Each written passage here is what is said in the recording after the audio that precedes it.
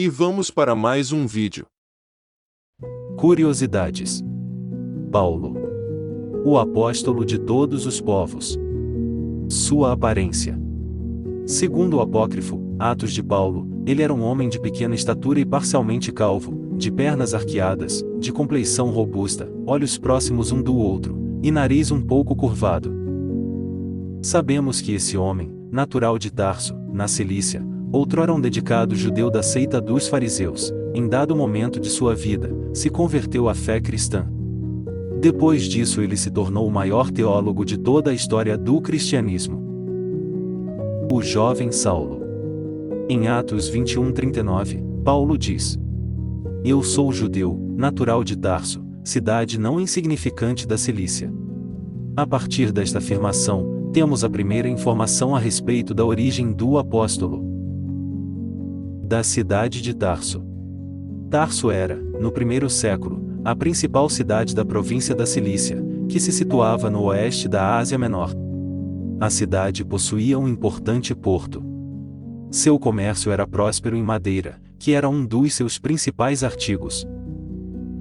Nessa importante cidade nasceu o jovem Saulo. Em seus relatos, notamos características diferentes daquelas narradas por Jesus, que eram rurais. Cenas pintadas pelo reflexo do sol nos escudos e capacetes dos soldados romanos, certamente povoavam as lembranças de Saulo.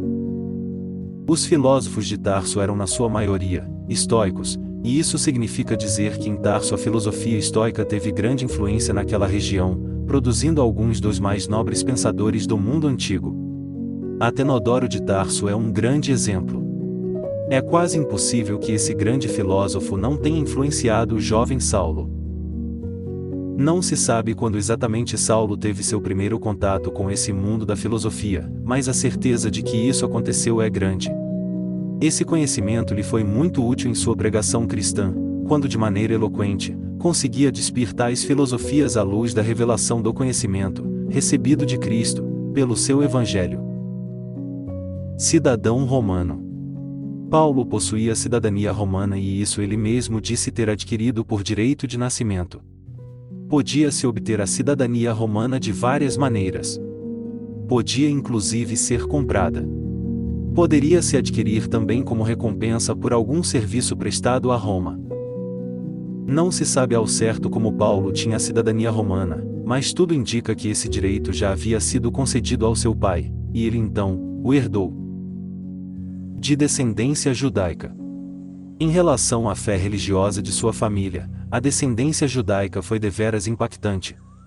Paulo afirma aos cristãos de Filipos que veio da linhagem de Israel, da tribo de Benjamim, hebreu de hebreus, quanto à lei, fui fariseu. Tendo Saulo como seu nome judaico, depois adotando seu nome gentílico, Paulo, vemos uma homenagem ao rei Saul, devido ao fato de pertencer à mesma tribo que o primeiro monarca de Israel, pertencente à mais estrita seita judaica, fariseus, era plenamente leal às convicções morais em detrimento da idolatria do panteão romano. Era exigido dos estudantes rabínicos, dos quais Paulo fez parte, que aprendessem uma profissão, para que no futuro ensinasse sem se tornar um ônus para o povo. Paulo escolheu um ofício tradicional da indústria de sua cidade, Tarsus, que era de fabricação de tendas, a partir dos pelos de cabra. Essa habilidade lhe foi muito útil por ocasião de seu chamado missionário. A morte de Estevão. Fica claro que a morte de Estevão, sob a liderança do jovem Saulo, não foi uma simples execução legal. A forma como o primeiro mártir da igreja morreu, apedrejado por seus algozes, e dando testemunho do céu aberto e o Filho do Homem de pé, à direita de Deus, teve grande impacto na vida do futuro apóstolo. O jovem Saulo, a partir dali, torna-se um grande caçador de cristãos. A narrativa bíblica, num só fôlego descreve que Saulo, porém, assolava a igreja, entrando pelas casas e arrastando homens e mulheres, encerrava-os no cárcere. A conversão na estrada de Damasco. A perseguição aos cristãos acabou por espalhar a semente da fé, devido à sua forçosa dispersão. Saulo, respirando ainda ameaças e morte contra os discípulos do Senhor, resolveu extrapolar as suas fronteiras e aventurar-se em cidades estrangeiras. E assim, Com a autoridade do comprido braço do Sinédrio, Saulo partiu para Damasco, cerca de 240 quilômetros de Jerusalém, com credenciais para levar presos para Jerusalém aqueles que eram do caminho, assim homens como mulheres. Enquanto a caminho de sua insana missão, algo extraordinário lhe aconteceu. Ele, que ao longo de sua vida, tentara guardar a lei, e descobrira que não poderia fazê-lo em virtude de sua natureza pecaminosa, se deparou com uma luz cegante. Se viu despido de todo orgulho e presunção. Ali ele concluiu que Estevão estava certo, e ele errado. Ele ouviu uma voz que dizia: Eu sou Jesus, a quem tu persegues. Levanta e entra na cidade, onde te dirão o que você precisa fazer. Durante sua estada na cidade esteve 3 dias sem enxergar, durante os quais nada comeu ou bebeu. Um discípulo morador de Damasco, chamado Ananias, orou por ele, lhe impondo as mãos, e ele voltou a ver. Foi batizado e se alimentou. O início de seu ministério. Foi na sinagoga de Damasco que Paulo começou a testemunhar de sua nova fé. O centro de sua mensagem, concernente a Jesus, era: Este é o Filho de Deus. Porém, antes de ser oficializado como um apóstolo, era necessário receber amargas lições. Começou com a forte desconfiança por parte dos discípulos de Jesus, haja vista as atrocidades que Paulo havia empreendido contra a igreja. Descobriu, então, que as pessoas não se esquecem facilmente, mesmo depois dele ter abandonado a sua antiga vida.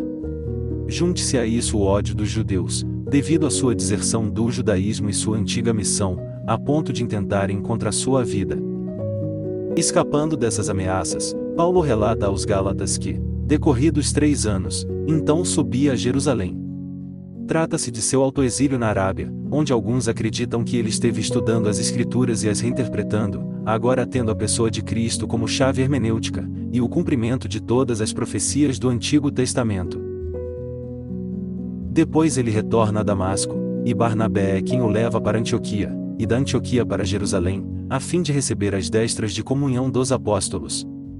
Essas boas-vindas eram um salvo-conduto, declarando perante a igreja a sua aceitação pelos seus principais líderes, e portanto, extinguindo toda e qualquer suspeita que ainda poderia restar em relação ao antigo perseguidor, e agora, perseguido discípulo. Viagens missionárias.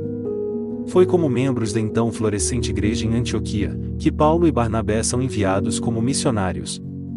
No início Paulo desempenhava papel secundário, e Barnabé liderava. A aparição do nome de Barnabé na frente do de Paulo confirma isso. Ao longo do tempo, Paulo torna-se o principal porta-voz, e de volta a Antioquia prega sua mensagem, causando divisão na comunidade por parte dos judeus convertidos. Quando, porém, quis revisitar todas as igrejas estabelecidas na primeira viagem, surge então, por parte dos judeus convertidos, uma exigência de que todos os gentios convertidos deveriam se circuncidar e observar a lei mosaica, pois eram considerados cristãos de segunda classe enquanto não atendessem essas exigências. Com essa demanda em mãos, Paulo e Barnabé viajam para Jerusalém a fim de receber instruções dos apóstolos. Paulo expõe a eles suas convicções de que os gentios convertidos não deveriam se circuncidar, e tampouco se colocar sob o jugo da lei. Os apóstolos concordam com ele, e de posse dessa convicção, passa a se concentrar na pregação aos gentios, por orientação dos dirigentes. A partir dessa comissão, Paulo realiza ao todo 3 viagens missionárias, que compreendem toda a sua vida, e o leva ao martírio, em Roma. Prisão, julgamento e morte. Mediante seu esforço missionário em cumprir o ID de Cristo, para pregar o Evangelho a toda a criatura, foi gerada no coração da igreja em Jerusalém uma grande alegria. Ao ouvirem o relatório de Paulo sobre a divulgação da fé cristã, alguns cristãos judeus, porém, duvidaram da sua sinceridade. Para demonstrar respeito pela tradição judaica, Paulo juntou-se a 4 homens que cumpriram um voto de Nazireu no templo. Alguns judeus da Ásia agarraram Paulo e falsamente o acusaram de introduzir gentios no templo. Paulo então, foi levado sob custódia por um tribuno, para que um tumulto fosse evitado. Ao saber que Paulo era cidadão romano, o tribuno pediu aos judeus que Paulo fosse interrogado primeiramente pelo Sinédrio. percebendo que a multidão estava enfurecida e poderia matá-lo, Paulo disse ao Sinédrio que fora preso por crer na ressurreição dos mortos. Esta afirmação dividiu o Sinédrio, pois era formado por fariseus e saduceus, duas facções que divergiam quanto a essa doutrina. Coube ao oficial romano então salvar o apóstolo. A partir de então, Paulo passou por diversas instâncias, até que apelou para ser julgado pelo próprio César, já que possuía essa prerrogativa devido à sua cidadania romana. O Novo Testamento não nos fala da morte de Paulo. Muitos estudiosos modernos creem que César o libertou e que depois ele voltou a ser preso, agora por acusação de ter sido um dos principais responsáveis pelo grande incêndio em Roma. Nesta ocasião ele fora condenado pela morte por decapitação, por ser cidadão romano, e ser esta considerada uma morte indolor. 2 livros apócrifos de antes do ano 200 depois de Cristo, a primeira epístola de Clemente e os Atos de Paulo, confirmam que isso aconteceu perto do ano 67 depois de Cristo, no reinado de Nero. Conclusão. Nas cartas que Paulo escreveu ao longo de sua vida, após o seu encontro com o Cristo ressurreto no caminho de Damasco, podemos ver a grande transformação em seu caráter.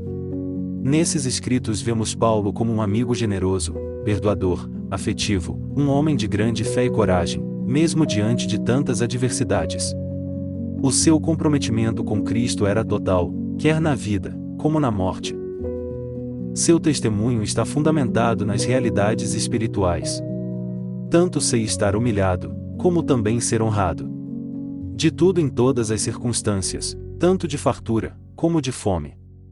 Assim de abundância, como de escassez. Tudo posso naquele que me fortalece. Filipenses 4, 12 e 13.